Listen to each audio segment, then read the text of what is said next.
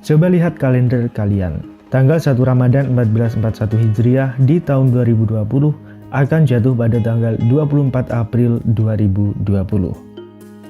Nah, pertengahan Ramadan yaitu tanggal 15 Ramadan tahun 2020 ini tepat pada hari Jumat. Apa ini artinya? Akankah ada suara dahsyat yang mengerikan terjadi di malam pertengahan Ramadan ini seperti yang disebutkan di dalam hadis berikut ini? Apabila telah terdengar suara dahsyat di bulan Ramadan, maka akan terjadi huru-hara di bulan Syawal.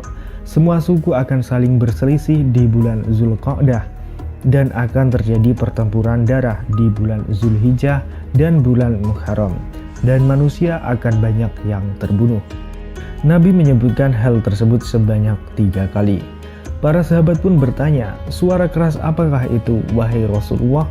Beliau menjawab, suara keras yang terjadi di pertengahan Ramadan pada malam Jumat. Suara dahsyat itu mengagetkan orang-orang yang sedang tertidur, menjadikan orang berdiri terjatuh, para wanita terhempas keluar dari kamarnya. Pada malam Jumat di tahun tersebut banyak terjadi gempa bumi. Jika kalian telah melaksanakan sholat subuh di hari Jumat pada pertengahan Ramadan tersebut, masuklah kalian ke dalam rumah-rumah kalian. Tutuplah pintu-pintunya, tutuplah lubang-lubangnya, lindungi diri kalian dengan selimut. Tutuplah telinga kalian. Jika kalian merasakan adanya suara yang dahsyat, maka sujudlah kepada Allah dan ucapkanlah Subhanal Qudus, Subhanal Qudus, Rabbanal Qudus. Barang siapa yang melakukannya niscaya akan selamat, dan yang tidak melakukannya akan binasa. Hadis ini diriwayatkan oleh Nu'aim bin Hamad dalam kitabnya Al-Fitan. Dikutip dari berbagai sumber tentang penelusuran hadis ini, bahwa hadis yang mengatakan akan ada suara dahsyat di pertengahan Ramadan adalah hadis palsu. Hadis ini derajatnya palsu atau maudhu, karena di dalam sanadnya terdapat beberapa perawi hadis yang pendusta dan bermasalah sebagaimana diperbincangkan oleh para ulama hadis. Para perawi tersebut ialah sebagai berikut ini. 1. Nu'aim bin Hamad. Dia seorang perawi yang doif atau lemah.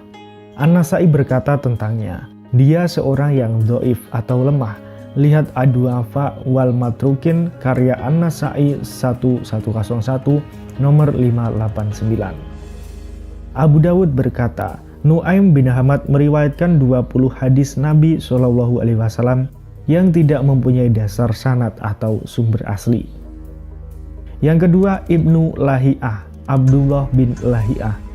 Dia adalah seorang perawi yang doif atau lemah karena mengalami kekacauan dalam hafalannya setelah kitab-kitab hadisnya terbakar. An-Nasai berkata tentangnya, dia seorang yang daif atau lemah.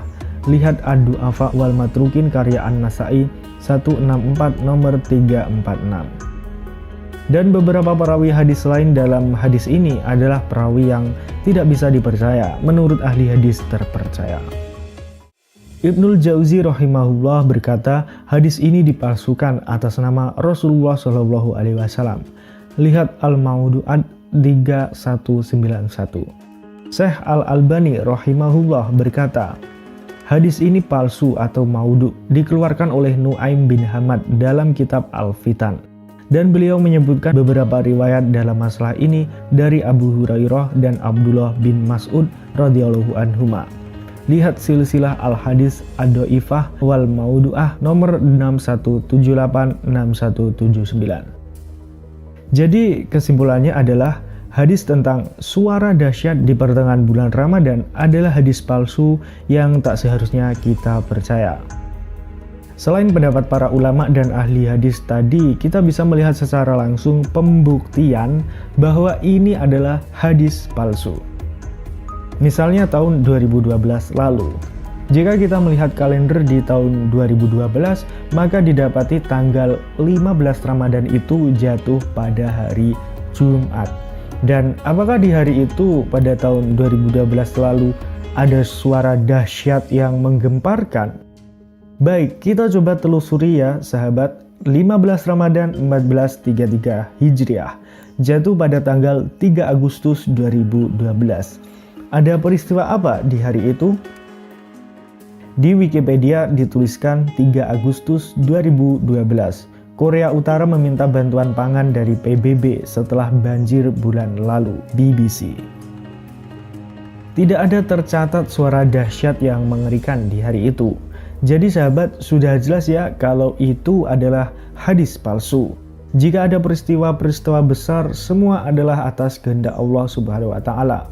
Yang penting kita melakukan yang terbaik sesuai dengan tuntunan agama. Wallahu a'lam. Sekian pembahasan kali ini. Kalau ada yang mau berkomentar, silakan tulis pendapat kalian di komentar. Terima kasih. Wassalamualaikum warahmatullahi wabarakatuh.